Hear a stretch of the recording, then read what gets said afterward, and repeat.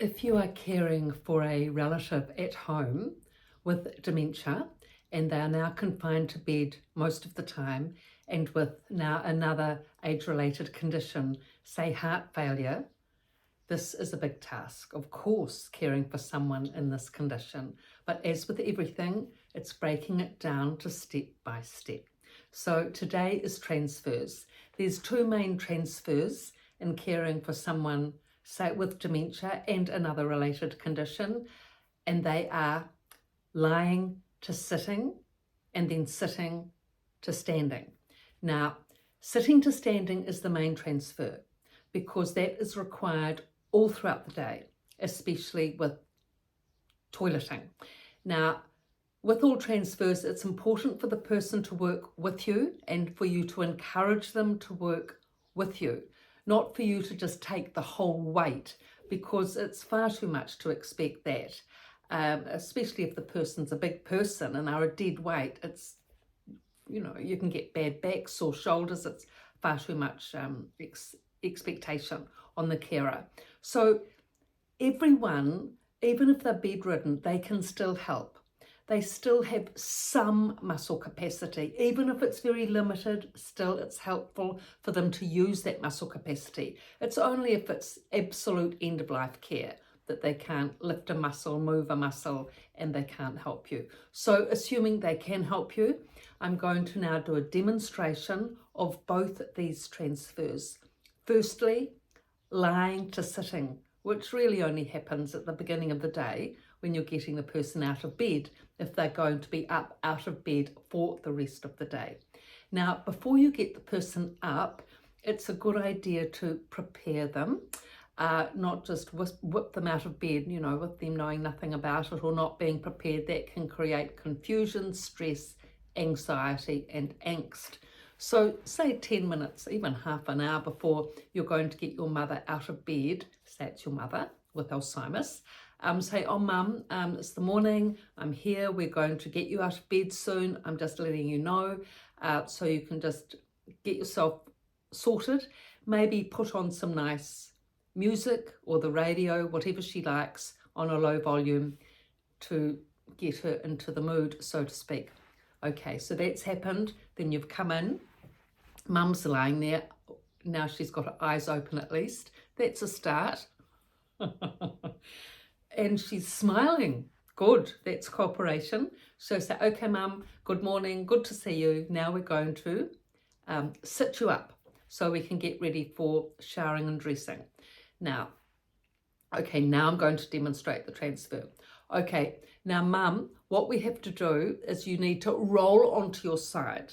Okay, that's the first thing. Now I'm going to help you with this. So what you do is your mother's lying on her back, say, you lean over, you get one hand behind her shoulder, one hand behind her hip, and then roll her onto her side, okay? So she's there. Then you say, mum, we're going to sit up now. So what I want you to do is I want you to bring your legs over to the side of the bed and push up with your arm and your hand. Okay, so we're going to do this in one movement.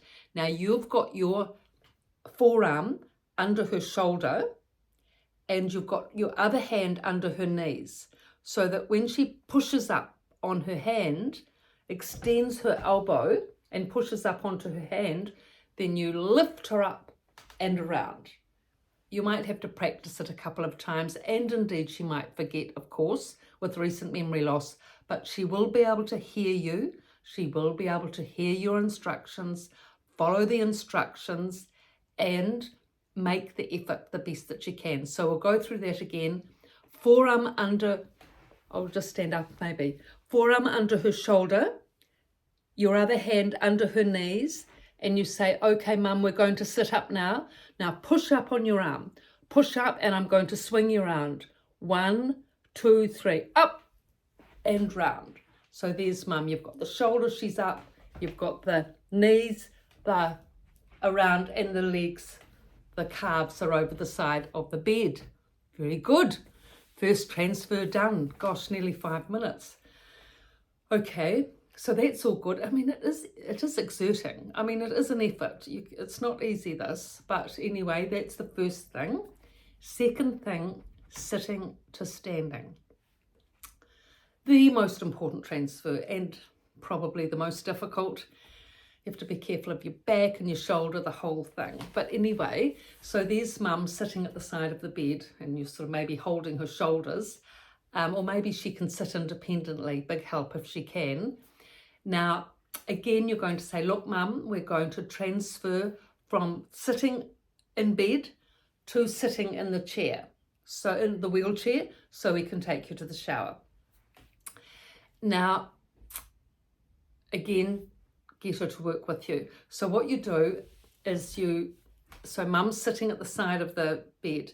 So you get your knees, both knees, and put them in front of mum. So mum's knees and your knees facing each other. So you've got that support there. Then you put your arms around mum's waist.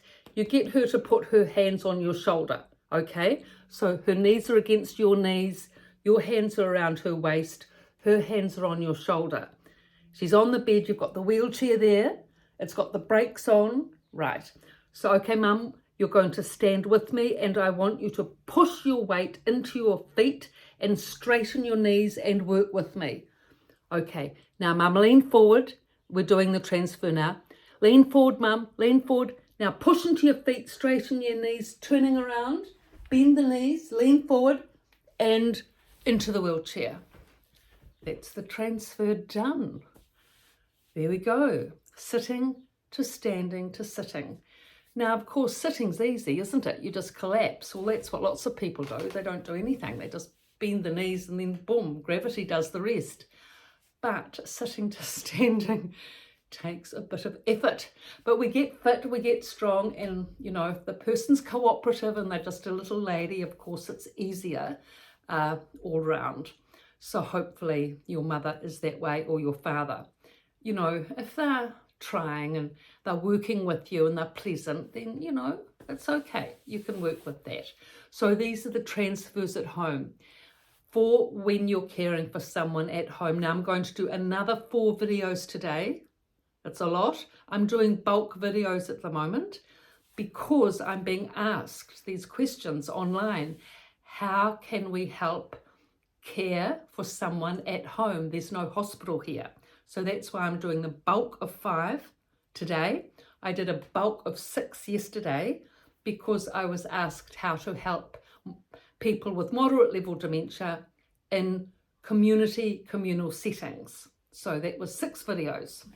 So it's not usual for me to do so many videos on one day, but it's better as a bulk to just get the whole subject out there so people can be helped and get on with it.